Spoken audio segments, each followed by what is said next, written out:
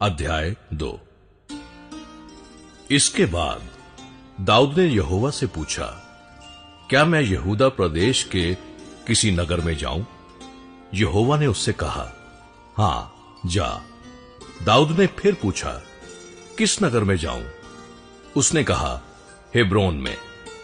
तब दाऊद इस्राएली अहिनोम और करमेली नाबाल की स्त्री अबीगैल नामक अपनी दोनों पत्नियों समेत वहां गया।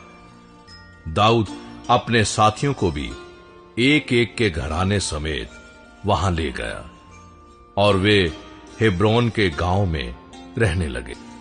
तब यहूदी लोग गए और वहां दाऊद का अभिषेक किया कि वो यहूदा के घराने का राजा हो। जब दाऊद को ये समाचार मिला कि जिन्होंने शाऊल को मिट्टी दी वे गिलाद के याबेश नगर के लोग हैं, तब दाऊद ने दूतों से गिलाद के याबेश के लोगों के पास ये कहला भेजा, यहोवा की आशीष तुम पर हो, क्योंकि तुमने अपने प्रभु शाऊल पर ये कृपा करके उसको मिट्टी दी। इसलिए अब यहोवा तुमसे कृपा और सच्चाई का बर्ताव करे और मैं भी तुम्हारी इस भलाई का बदला तुमको दूंगा, क्योंकि तुमने ये काम किया है। अब हियात बांधो और पुरुषार्थ करो, क्योंकि तुम्हारा प्रभु शाऊल मर गया है और यहूदा के घराने ने अपने ऊपर राजा होने को मेरा अभिषेक किया है। इशबोशेत को इस्राएल का राजा बनाया जाना। परंतु नेर का पुत्र अबनेर, जो शाऊल का प्रधान सेनापति था, उसने शाऊल के पुत्र इशबोशेत को संग ले पार जाकर महनैम में पहुंचाया और उसे गिलाद, अशूरियों के देश, इस्राएल, एप्रैम, बिन्यामीन वरन समस्त इस्राएल प्रदेश पर राजा नियुक्त किया।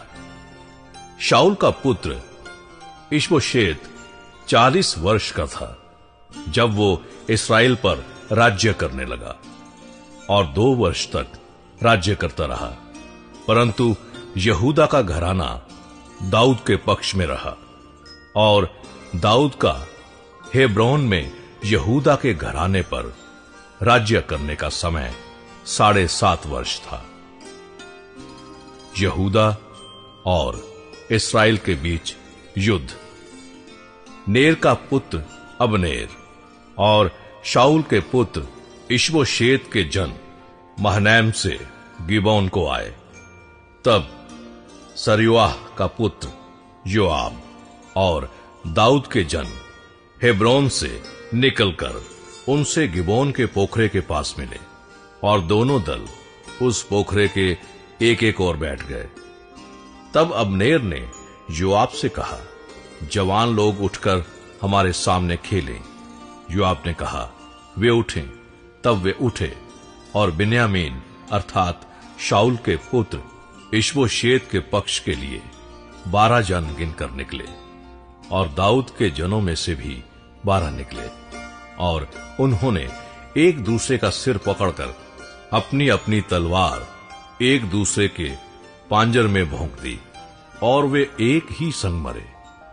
इससे उस स्थान का नाम हेल्कथसूरीम पड़ा, वो गिबोन में है। उस दिन बड़ा घोर युद्ध हुआ और अबनेर और इस्राएल के पुरुष दाऊद के जनों से हार गए। वहां योआब, अबीशै और असाहेल नामक सरूयाह के 3 पुत्र थे। असाहेल बिनैले चिकारे के समान वेग से दौड़ने वाला था।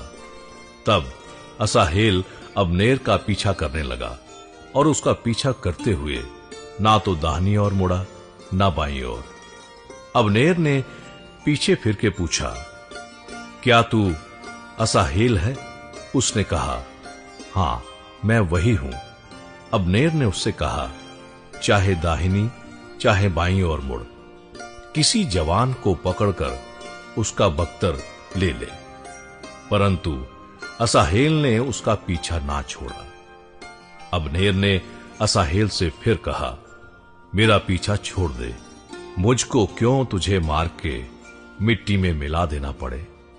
ऐसा करके मैं तेरे भाई योआब को अपना मुख कैसे दिखाऊंगा। तो भी उसने हट जाने से मना किया। तब अब्नेर ने अपने भाले की पिछाड़ी उसके पेट में ऐसे मारी कि भाला आर पार होकर पीछे निकला और वो वहीं गिर के मर गया। जितने लोग उस स्थान पर आए जहां असाहेल गिर के मर गया, वहां वे सब खड़े रहे।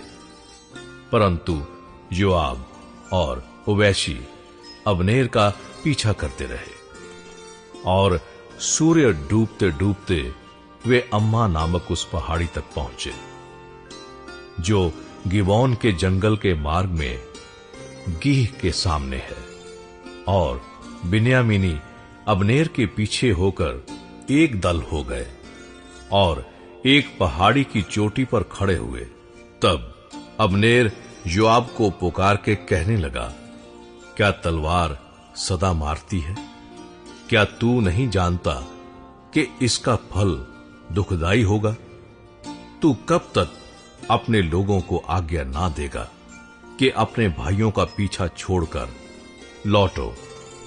योआब ने कहा, परमेश्वर के जीवन की शपथ कि यदि तू ना बोला होता तो निस्संदेह लोग सवेरे ही चले जाते और अपने अपने भाई का पीछा ना करते। तब योआब ने नरसिंगा फूंका और सब लोग ठहर गए और फिर इस्राएलियों का पीछा ना किया और लड़ाई फिर ना की। अब्नेर अपने जनों समेत उसी दिन रातों रात अराबा से होकर और यरदन के पास हो समस्त बित्रोन देश में होकर महनैम में पहुंचा। योआब अब्नेर का पीछा छोड़कर लौटा और जब उसने सब लोगों को इकट्ठा किया तब क्या देखा कि दाऊद के जनों में से 19 पुरुष और असाहेल भी नहीं है। परंतु दाऊद के जनों ने बिन्यामीनियों और अब्नेर के जनों को ऐसा मारा कि उनमें से 360 जन मर गए और उन्होंने असाहेल को उठाकर उसके पिता के कब्रिस्तान में जो बैतलहम में था मिट्टी दी। तब योआब अपने जनों समेत रात भर चलकर पांव फटते फटते हेब्रोन में पहुंचा।